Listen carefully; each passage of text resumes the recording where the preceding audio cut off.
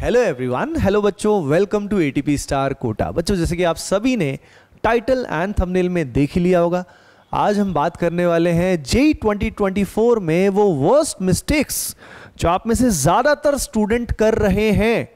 अगर इनसे आप बच जाते हो, अगर आप ये नहीं करते हो, तो ये मान लीजिए आपका सिलेक्शन क्या, आपकी अच्छी रैंक पक्का है। तो आराम से शांति से बैठ जाइए और समझिए जो आपको आज हम बताने वाले हैं। ये ईयर्स ऑफ एक्सपीरियंस से हमने देखा है और आप में से शायद ज़्यादातर स्टूडेंट रिलेट भी करेंगे बेटा। एंड इनके टूल्स भी बताएंगे कि कैसे इनको कॉन्कर करना है। ये नहीं सिंपली मतलब अपन बस बता दिया गलतियां आपकी, आपको बताएंगे भी कि इनसे बचना कैसे है, how to do it, right.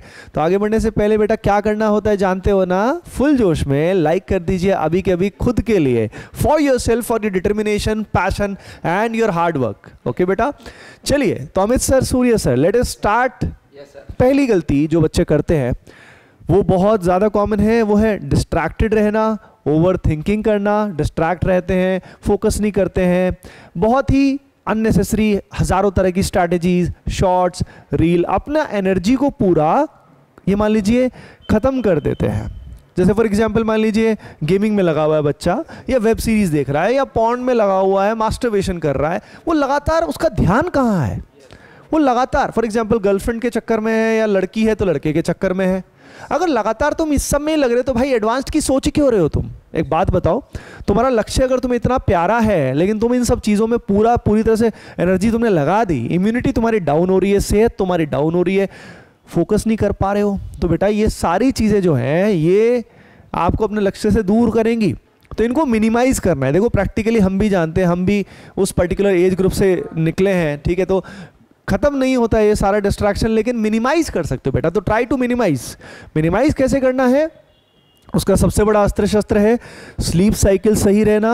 10 से 11 बजे तक सो जाओ, सुबह 5 से 6 बजे उठ जाओ, एक्सरसाइज करो, एंड फूड सही होना चाहिए। उसके अलावा आपका एनवायरनमेंट सही होना चाहिए, यानी आपका फ्रेंड सर्कल से लेके एनवायरनमेंट सही नहीं होगा तो दिक्कत आएगी। दूसरा, मंत्र चैंटिंग आपको बहुत हेल्प करेगा बेटा। बैकग्राउंड में मंत्र आप चालू रखिए, गायत्री मंत्र, महामृत्युंजय मंत्र या हरे कृष्णा महामंत्र, ये ब्रह्मास्त्र है आप सभी के लिए। इसका यूज़ करेंगे, आपका मन अपने आप ही शांत हो जाएगा और आप सही डायरेक्शन में निकल पड़ेंगे, मैं गारंटी दे रहा हूँ, मतलब है ना। अब इसके बाद बेटा अगली चीज़ है सिलेक्शन ऑफ स्टडी मटेरियल। इससे रिलेटेड अमित सर आपको बताने वाले हैं। बिल्कुल सर, एक्चुअली क्या होता है कि मतलब बच्चे को आजकल एक्सेस बहुत जल्दी मिल जाता है, कितने भी स्टडी मटेरियल जो वो जगह जगह पे लोग बोलते रहते हैं हमारा ले लो हमारा ले लो। और इसके अलावा मतलब फ्री ऑफ कॉस्ट जो स्टडी मटेरियल वो भी काफ़ी जो वो रहता है, तो बच्चा इसमें कंफ्यूज रहता है कि कौन सा स्टडी मटेरियल छोड़ूं और कौन सा जो वो सेलेक्ट करूं। तो जो सबसे पहला जो मैं आपको रिकमेंड करूंगा स्टडी मटेरियल, जहां पे भी आप किसी कोचिंग में पढ़ रहे हो तो आपकी जो कोचिंग का मटेरियल, अगर आपकी कोचिंग अच्छी है, अब अच्छी का मतलब क्या होता है कि जो भाई सालों साल से चलते आ रही है, नेशनल वाइड है, जिसने लगातार हर साल हजारों रैंक्स प्रोड्यूस कर रखे हैं, तो इसका नो डाउट उसका मटेरियल जो अच्छा है उस पर आप डाउट नहीं कर सकते, तो आप वो कीजिए। उसके अलावा बुक्स आपको हमेशा करनी चाहिए, क्योंकि कभी भी मतलब दो टाइप के मटेरियल होते हैं, एक आपका कोचिंग का और एक पीवाईक्यू का। ये बहुत ही रेलेवेंट मटेरियल्स है, लेकिन आप सारे के सारे क्वेश्चन इससे नहीं कर पाओगे। कुछ आपको बुक रीडिंग जरूर जो वो करनी होती है। तो बुक रीडिंग में पहली जो बेसिक बुक है एनसीईआरटी, जो कि केमिस्ट्री के लिए तो हाईली रिकमेंडेड बुक है, वो आपको करनी चाहिए। इसके अलावा यार जो भी बुक आप करो, जैसे कुछ बुक्स जो वो हम खुद भी रिकमेंड करते हैं, जैसे फिजिक्स, केमिस्ट्री, मैथ्स की, हमारा नीचे यहाँ पे टेलीग्राम ग्रुप भी बच्चों आपको दिख रहा होगा, इसको आप ज्वाइन कर लीजिए। वहाँ पे ऑलरेडी हमने बता रखा है कि फिजिक्स, केमिस्ट्री, मैथ्स के लिए कौन सा स्टडी मटेरियल जो बेस्ट रहता है, और भी हम वहाँ पे जो आपको गाइड लगातार करते रहते हैं। तो आप उन बुक्स को ले सकते हो, बट कई बार क्या होता है कि बच्चों के पास सर दूसरी बुक्स वो पहले से जो परचेज कर लेते हैं, तो ऐसा नहीं कि भाई जो हमने रिकमेंड किए वही लो। पहली चीज तो मतलब ऑब्वियस सी बात है, किसी टीचर के रिकमेंडेशन से ही आप बुक लो। उसके बाद में जब एक बार ले ली, तो ऐसा नहीं कि आपने 3-4 बुक सेम सब्जेक्ट की ले ली और फिर अब उनका सबका लेवल 1 जो वो आप सोल्व करते जा रहे हो। किसी भी एक बुक को पकड़ो, लेकिन उसको पूरा का पूरा सोल्व कीजिए, ताकि आपको वैरायटी मिले, जो डिफिकल्टी लेवल ऑफ क्वेश्चंस है वो आपको अलग अलग करने को मिले। अगर आप अलग अलग बुक में सेम चीजें करते रहोगे तो उससे कभी सीख नहीं पाओगे आप। तो बेटा बात इतनी सी है कि लिमिटेड रिसोर्सेज पकड़िए ताकि उनको आप रिवाइज कर पाओ। अगर आप बहुत ज़्यादा रिसोर्सेज पकड़ेंगे, बहुत ज़्यादा किताबें ले लेंगे तो दिक्कत हो जाएगी। जितना करें उनको कंप्लीट करें, ये ध्यान रखिए। लाइब्रेरी बनाने की ज़रूरत नहीं है। सर मेरी एक आदत थी, मेरे को मतलब बुक से बड़ा प्यार था, आज भी बहुत ज़्यादा है। तो मैं मम्मी से ऐसे झूठ बोल बोल के कि सर ने बुक मंगाई है, मैं मतलब पैसे लेता रहता था और बुक्स मैं लाता रहता था। मतलब मैं बीच में एक बड़ा अच्छा स्टोर था वहाँ पे हमारे उसमें सिटी में, तो उस बुक स्टोर पे मैं जाता था और मैं देखता रहता था कि नई कौन सी आई हुई है, तो जो भी सुंदर सा कवर लगता था बढ़िया मैं उठा लेता था। तो नई बुक की स्मेल भी बहुत अच्छी है, वो भी बड़ी अच्छी होती है, खुशबू बड़ी अच्छी आती है। तो बेटा इस तरह के जंजाल में मत फंसो, वैसे ये बाकी नशों से तो बेटर है ना, लेकिन स्टिल अगर हम बात करें तो इस चीज़ से बचे, limited material and maximum revision is की। नेक्स्ट चीज़ बच्चों वो है रिवीजन अवॉइड करते हैं और मॉक टेस्ट को अवॉइड करते हैं। बेटा यार अगर प्रैक्टिस नहीं करोगे और सोचोगे रियल मैच में सेंचुरी मारनी है तो भाई ऐसे थोड़ी सेंचुरी लगेगी, तो इस डर से आगे जीत है, मॉक टेस्ट देना है।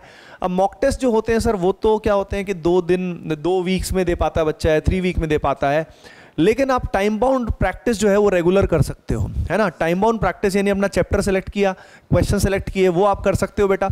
और ये जो पर्टिकुलर फीचर है ना, ये एटीपी स्टार ऐप और वेबसाइट पे completely free of cost available है, तो इसका फ़ायदा उठा सकते हो। बाकी जैसे सर ने बताया था कि टेलीग्राम जो हमारी कम्युनिटी उसका हिस्सा बनी जाना, क्योंकि वहाँ पे ये गाइडेंस जो है आपको लगातार मिलती रहेगी इस पूरी जर्नी में, है ना बेटा। उसके बाद मॉक टेस्ट में सर क्या होता है कि जैसे मान लो कि बच्चे कई तो देते ही नहीं है, उनकी बात नहीं कर रहा, लेकिन जो मॉक टेस्ट देते भी है ना, तो कई बार उनको पर्पस एक्चुअल में नहीं समझ में आता है मॉक टेस्ट देना क्यों। वो लगातार मॉक टेस्ट देते रहते हैं, ठीक है ये स्कोर आया, बात खत्म, अगला मॉक टेस्ट किया। लेकिन यार जब तक अगर आप किसी मॉक टेस्ट को अच्छे से एनालाइज नहीं करोगे और उसमें जो आपने मिस्टेक की अगर आप उनको रेक्टिफाई नहीं करोगे, तो आपका मॉक टेस्ट देने का कोई खास बेनिफिट जो वो आपको नहीं होगा, है ना। इसका मतलब तो आप सिर्फ क्वेश्चंस करो, वो तो आप बुक से ही कर लो। तो मॉक टेस्ट में आप लगातार सोचो कि आप जेईई से एग्जाम से पहले कितने मॉक टेस्ट दोगे, और अगर आप सिर्फ एक अपने आप से वादा करो कि भाई मैं हर एक मॉक टेस्ट में नई गलती करूंगा, तो कितने टाइप की गलतियां होती हैं। आप अगर हर एक टेस्ट में अगर उन मिस्टेक्स को रेक्टिफाई करते हुए चलते हो, अच्छे से मॉक टेस्ट को एनालाइज करके, तभी मॉक टेस्ट देने का फायदा है। सर कई स्टूडेंट से ये भी गलती करते हैं अमित सर कि अपनी प्रिपरेशन का ट्रैक नहीं रखते हैं, अपने प्रिपरेशन का रिकॉर्ड नहीं रखते कि यार मैंने क्या प्रिपेयर कर लिया क्या नहीं कर लिया। तो जब ये जो चीज़ है रिवीजन एंड मॉक टेस्ट, इन दोनों का एनालिसिस बहुत ज़रूरी है। रिवीजन के अंदर भी आपको पता होना चाहिए कि भाई मैंने क्या रिवाइज कर रखा है। रिवीजन को एक अलग एंटिटी नहीं मानना है कि आराम से समय आएगा तब रिवाइज करूंगा, नहीं।